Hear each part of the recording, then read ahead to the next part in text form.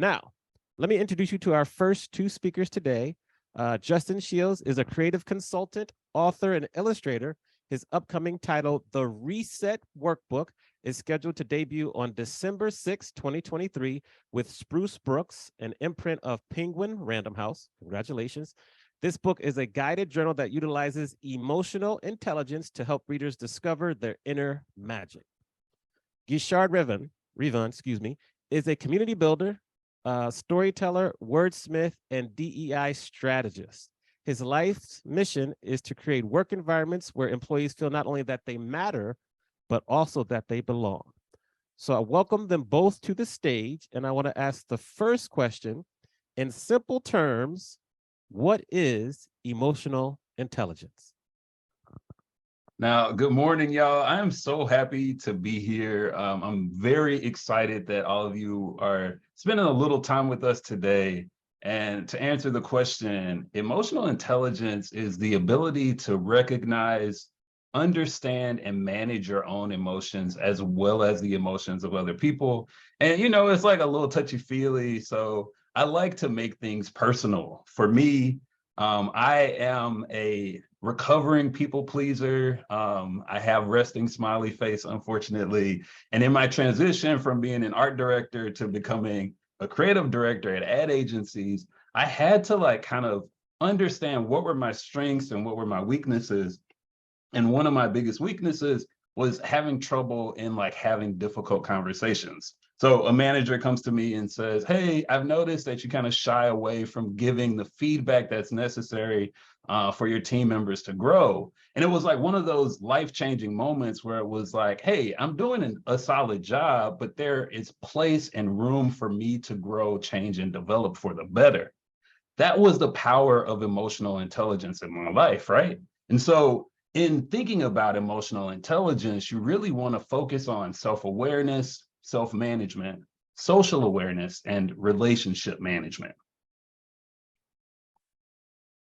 Love that, Justin, and pleasure to be sharing the stage, the virtual stage with you, I should say. My name is Guishard Revan, pronouns he, him, and yeah, it's such a good conversation. I'll add a little perspective from my side working in the DEI space. So I did my undergrad degree in psychology, and in programs like that, you learn a lot about emotional intelligence, but I didn't yet get a good tangible understanding until I entered the workplace and started my career in human resources, and then was able to transition to the diversity, equity, inclusion space to take on roles that were specifically scoped for that work. And as you can imagine, you are amplifying underrepresented communities.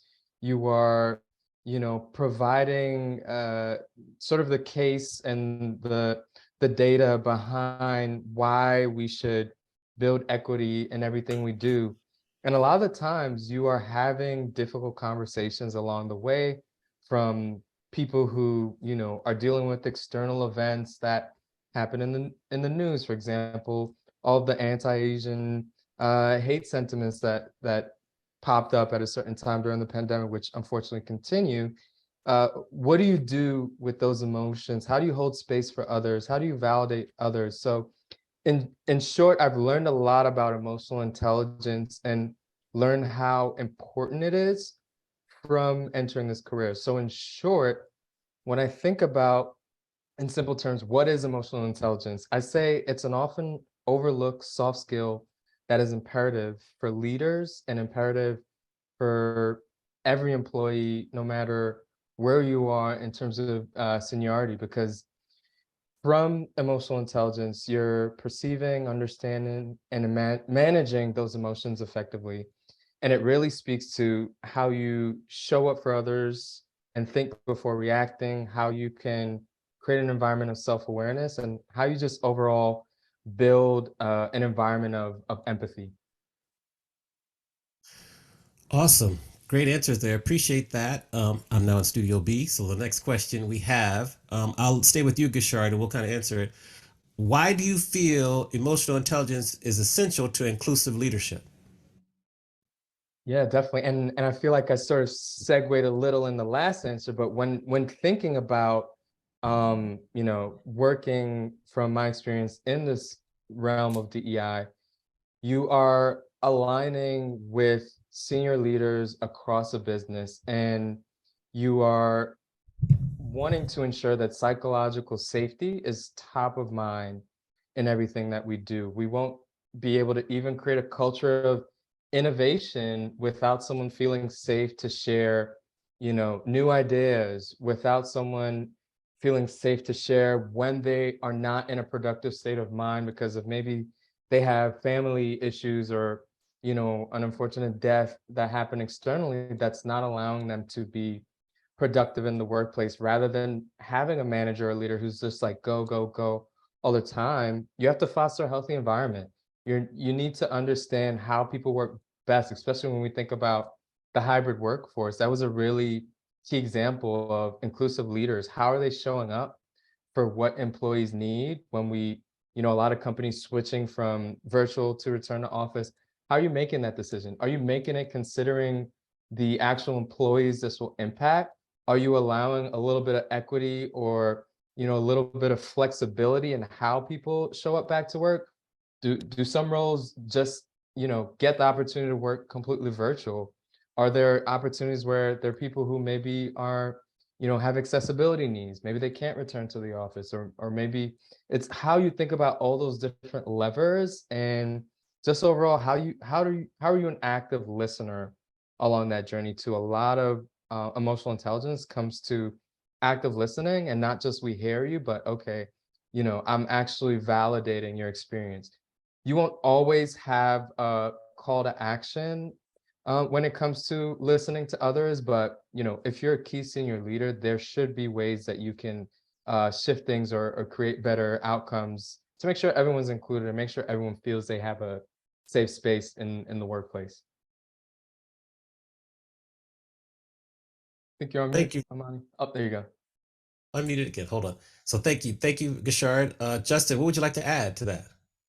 I definitely say I feel like Guishard hit the nail on the head in that people are not widgets, right? Like they're full human beings that are worthy of honoring them as full human beings. I think the thing that I would point out in addition to that, though, is that we all have our own set of unconscious biases. And like it's really important to recognize that I've got assumptions and beliefs, and they're very much based off of my past experiences. But as a leader in the workplace, you have to recognize those unconscious bias in order to have better decision making, in order to like make team members feel more comfortable. And this shows up in a variety of ways, right? Like one example from my life, working as a young designer at an agency, I'm on this team and I love it, right? I'm having the time of my life promoting the city of New Orleans and making campaign work for them.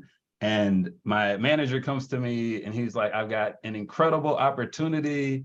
We are putting you on an NBA campaign. And it's like, you know, he assumed I was going to like the NBA more than working on New Orleans tourism, but it wasn't based off of having a conversation with me. It was based off of what he perceived about me, either as a male or as a Black male, right? I don't know anything about basketball. So it was not actually the best fit for me, but his unconscious bias made a decision for my career that actually ultimately ended up having me leave that agency, right? It's like I worked on that. They switched me to a different team. I worked with that team. Their energy and vibe was way different from the team that I was on previously. And like it wasn't ultimately a good fit. And so we have to recognize that we all have our own set of blind spots that kind of encourage us to sometimes do the wrong thing, make the wrong decision. Okay. You know, I'm going to kind of ask a follow-up question to you both. First to you, Justin. You mentioned unconscious bias. What can we do in the audience today to really work on like eliminating how often that occurs with us? Yeah, that's a really good question. I've noticed one of the really simple things that anyone can do at any level in a company is when you notice something, you can kind of subtly call it out. And so, an example that happens pretty frequently, let's say you're having a meeting and someone needs to take notes. a lot of times the person that is leading the meeting will look to a woman to take notes in the meeting, regardless of her level on the team. And this is one of those times where anybody can say, oh, you know what, actually, I'm going to take notes. That is a way to step up and stand out and stop someone from, being at a disadvantage based off of someone else's unconscious bias. Interesting. Guishard, what would you like to add? Yeah, I love that example. And I think, especially for me, I speak a lot in my role about microaggressions, pardon me, and how they show up in the workplace. The microaggressions in and of itself is a large body of work. For those who may be new to the term, they're these slights or indirect either actions or ways you interact with others. It can be looking at your phone when someone's speaking. It can be, verbally saying, you're so articulate, things like that, that sort of have a little underlying message, but there's actually a large body of work that these slights, these microaggressions, when done over time, they actually have an impact on you from a physical capacity, from leading to high blood pressure, to leading to the mental side of things, to anxiety or actual mental health disorders. And there's actual research and data. Everything, it's unfortunate to say when we think about the moral, the moral right for DEI, but we have the data now. A lot of these things are tracked and studied. And even to add to Justin's point there, I think it's around education. It's around doing the work. In the microaggressions example, understanding what microaggressions are, understanding how they show up from, some of the verbal sort of conversations around that. And I've done a lot of this work on my LinkedIn page, and also I created a website where I started a microaggressions database to just have these more open conversations and unpack what are microaggressions, what is the implicit message delivered when you either say or do this thing, and how do they add up over time and have an impact on the employee. So, I mean, last thing I would say is even going down to who are you determining has a high visibility project? Are you giving it to the same person? Even that can show up in a way as being a microaggression. So a lot of it can be applicable to how teams manage. So it all goes back to making sure that inclusive leadership is setting the right priorities, making sure that people are asking themselves the right questions to even self-reflect. That's a big piece to sort of mitigate unconscious bias. I feel like being very introspective. Yeah, agreed. Thank you for sharing. And thank you for leaving a comment there, Michelle. Victoria has a question, which I'll ask you now and then follow up with another question. Thank you for the question. If you're in the chat and you want to ask a question, please put it there for us. Victoria asks, where does cultural awareness fit into your views in terms of leadership or management of teams? And then she makes some specifics. Culture may include ethnicity, immigration status, religious beliefs, and lifestyles, parenthood status, etc. We'll stay with you, Guishard, and then go to Justin for this one. Yeah, I mean, if I'm understanding the question, where does cultural awareness fit into your views in terms of leadership or management? I think really for me, it should be a priority. And at least the company I'm at now, we have like specific teams that work on inclusion learning. So what are we doing to sort of build the importance behind taking these trainings? And there's some research around whether mandatory trainings are right or wrong. Usually I think when you do something mandatory, it sort of makes it creates this friction behind the actual education. So it's more like telling the story of why this is important, why it's a priority, how this is coming from leadership.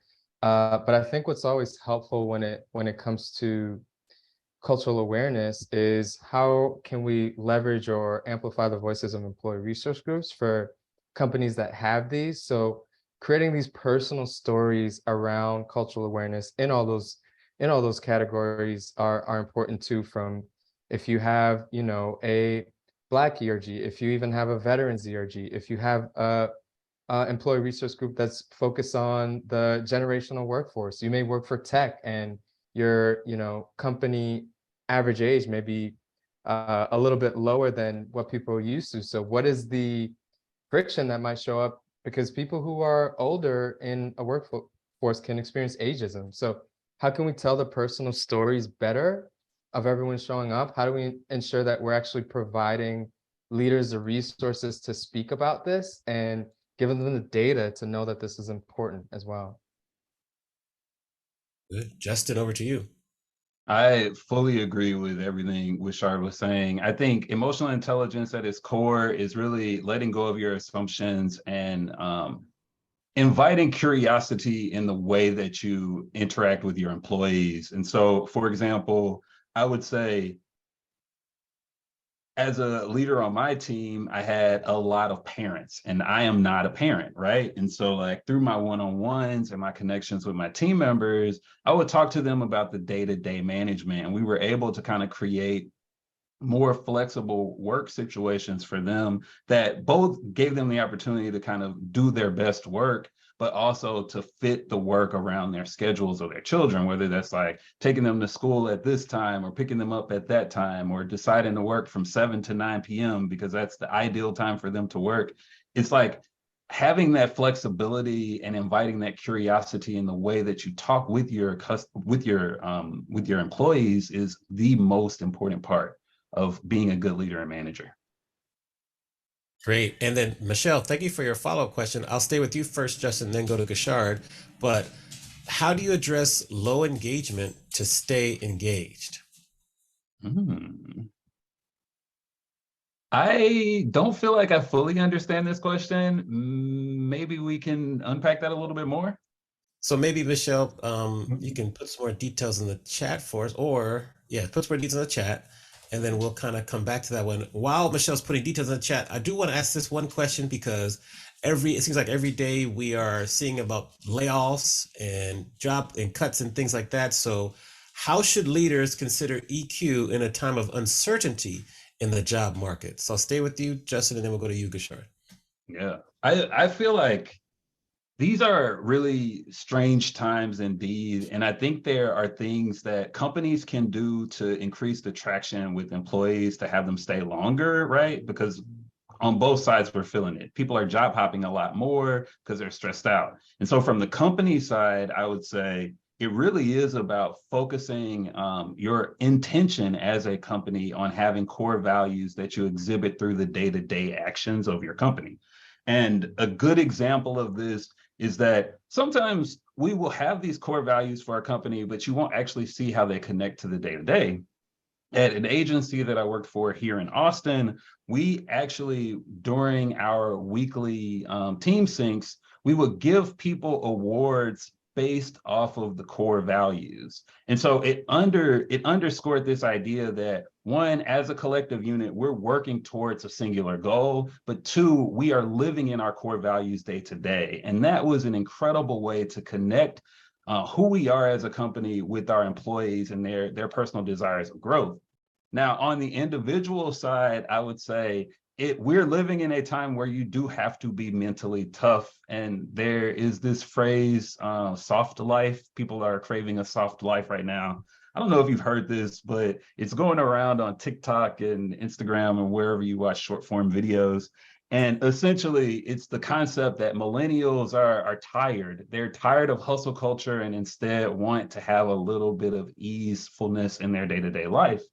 And I think there is a space for easefulness in your life. And I'm actually not going to say the word that everybody says, which is resilience.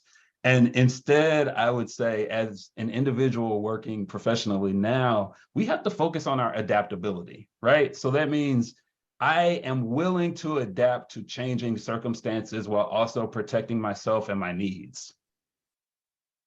Okay. All right. And I did, it's funny you mentioned, I just heard soft life for the first time 2 days ago. So I'm learning about it too.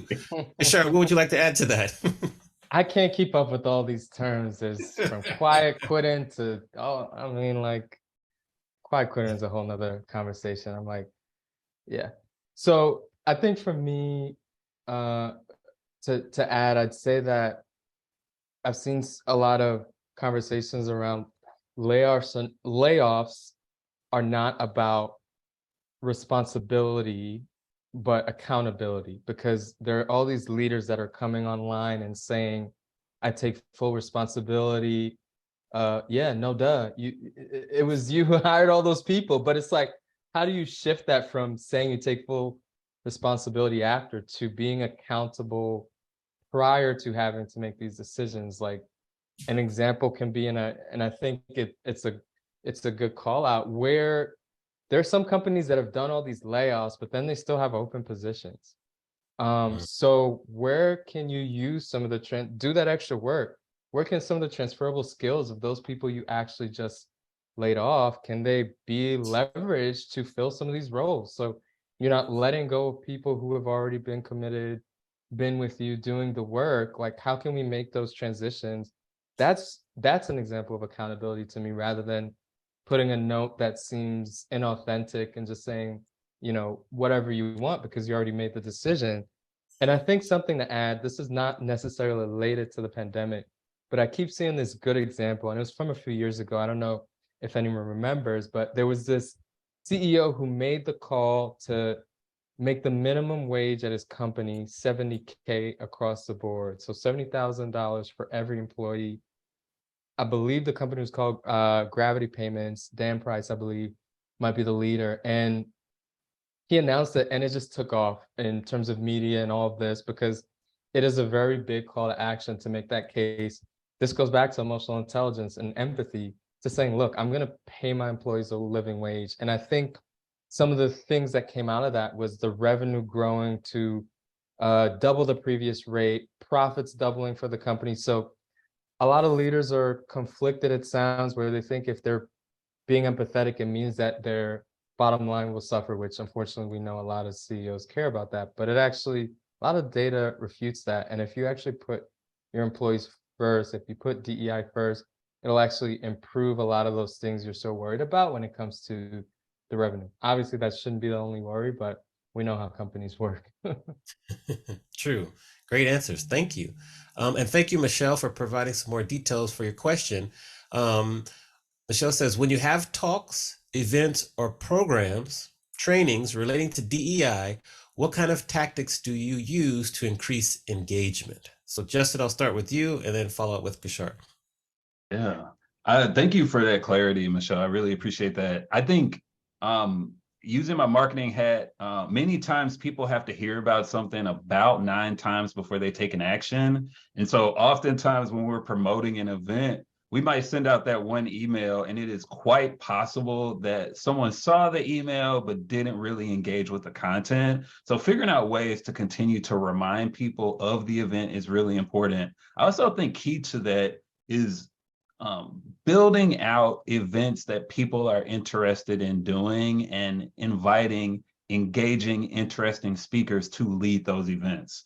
The combination of those two things really does help in building the anticipation for the event and encouraging people to actually want to be a part of it. So instead of doing maybe a traditional training, it's like, how can you flip that training on its head to give it a little bit of personality or bite or interest that really will hook the people that you want to engage. Yeah, I love those answers. And I would even say, like, going to your members themselves. Like, if you have these ERGs, or you have a diversity council, or you have a team that is heading this up, how do you go to those members themselves and say, what do you want to see? Are there more things you want to see on career development, career progression? Do you want to see things on sponsorship? Do you want things, related to financial wellness? Like, what are those key priority areas? That way you can go back and say, look, we heard you, and this is what we have. These are the speakers we have coming in. And that way it's easy to get that engagement. But I also say, I work for a 15,000 person company right now. There's so many messages always going out. So how can you, not only from an intersectional perspective, bring groups together, instead of a Black ERG and a woman ERG doing separate things? Okay, can we do a Black women, because we know the issues or systemic problems that Black women face can look different. How do we have a convo where we're bringing those two worlds together, but also can we connect some of these events activations to larger projects that might be coming from the HR team or might be coming from the business? If there's a, a huge survey or culture and drop coming to sort of speak to how do we get better insights about our inclusive environment, can some form of messaging be coupled with another event that you're working on? Just thinking about when it comes to communications, how do you tell that story and connect it to maybe HR business priorities, DEI business priorities that are already coming down the pipeline? That makes it a lot easier to sort of say, okay, yeah, that makes sense. Like, I definitely want to go to this to learn more about that. So I think there's always that alignment across stakeholders that can help too. Amazing. Final question before we switch to our next two panelists. How can I become less judgmental towards others and more kind to myself? I'll stay with you, Guishard, and then we'll finish up with Justin. Yeah, that's a question I was trying to think of a lot, and I think it's gonna be a journey. I think it always starts with, I think I said this a few questions ago, is like, how are you sitting with yourself, with your emotions? How are you sitting with yourself, with your ability to be introspective? Are you, after meetings or a call with your one-to-one, are you saying, okay, how did they show up to that meeting? Did they seem that they were emotionally there? Did I do a good job of actively listening and tuning into what they were saying and making sure I'm validating any concerns they might have? Did I, when we had that larger team call, did I provide visibility to all my direct reports, championing some of the great work that they did? Like, I think everyone, it's good to have a few questions, on that journey that you may ask yourself on a cadence, whether it's every other week, whether it's monthly. What makes sense to sort of come up with a list of questions of what are the areas you want to work on? And sometimes it may even be asking others.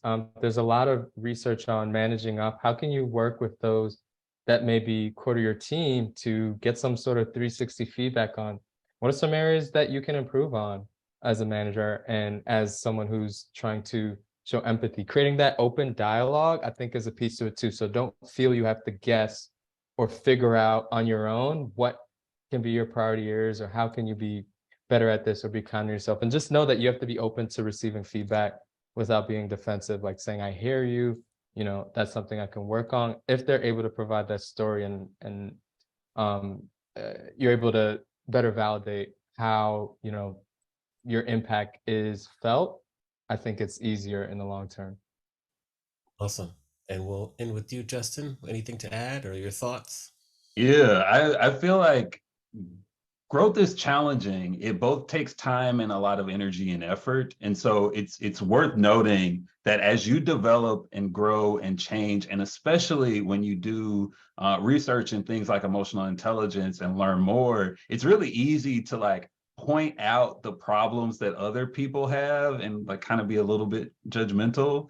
And I think an antidote to being judgmental is to really focus on self-awareness and instead reflect, I'm triggered by this because, or when I notice that someone does this, it makes me feel, and like turning that reflection back on yourself so that you can become a little bit more self-aware is actually a useful tool for honestly having greater empathy for other people. Because that's the goal, people seeing people, connecting, and actually growing together.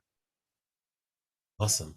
Well, I just want to thank Guishard and Justin for their thoughts and wisdom and expertise today. So we'll thank them in the chat. We love to put ones in the chat as a form of a virtual applause. So you can do the applause emoji.